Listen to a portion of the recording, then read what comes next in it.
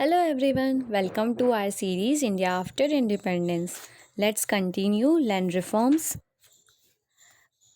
cooperativization, and community development programs. First plan laid the foundation of cooperative movement in India.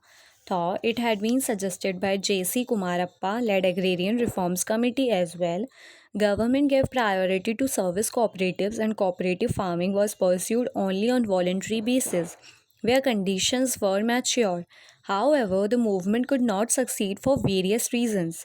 Rich farmers employed proxy members to evade land ceiling laws. These were used by elite strata to take substantial financial assistance offered by the state in form of subsidy, agricultural seeds, fertilizers, etc. Pilot cooperative farms were run like any government sponsored project rather than genuine motivated joint efforts of the cultivators led them to be generally expensive, unsuccessful pursuits. Service cooperatives like credit societies were relatively successful, but they also suffered certain limitations as they too fell into hands of rural elite and were victim of politicization. Cooperative credit societies also suffered huge defaults which were mostly well-to-do peasants. Populist measures like loan waiver by National Front government in 1990 also led to significant blow to repayment measures. One successful cooperative effort worth mentioning is milk cooperative movement, which started from Gujarat from Kaira or Kheda village, which also harbingered white revolution. Peasants or kheda used to supply milk through intermediary traders into villages and felt cheated and they formed cooperatives to counter these problems and themselves started to supply milk after advice of leaders like Patel. Kaira District Cooperative Milk Producers Union Limited was registered as a cooperative society in 1946. V. Kurian, an engineer from Kerala, also put his efforts towards success of this movement. Slowly, the cooperative society diversified its activities and also started to provide better seeds, immunization, rural outreach for veterinary services, frozen and processed dairy products, and so on.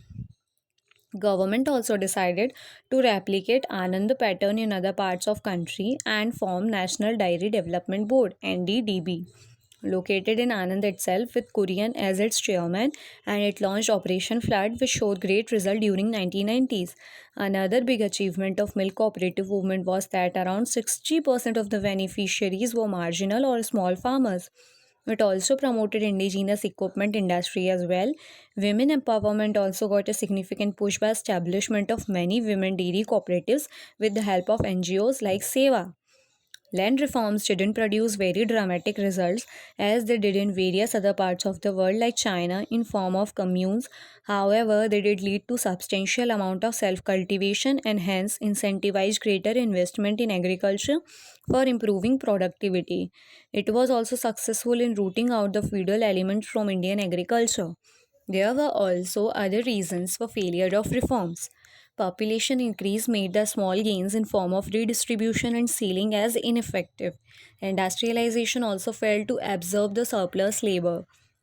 Another effort was made in form of Green Revolution in 1960 to improve yield and farm incomes. It was brought in background of stagnated growth in agriculture, high food imports through schemes like PL 480, droughts, and rising population. It introduced high yields variety seeds of wheat and rice. Mexican dwarf wheat was introduced in wheat growing northern areas. It was also coupled by availability of fertilizers and credit. Green Revolution made India a food surplus nation but also had many other social and economic fallouts as well. Thank you.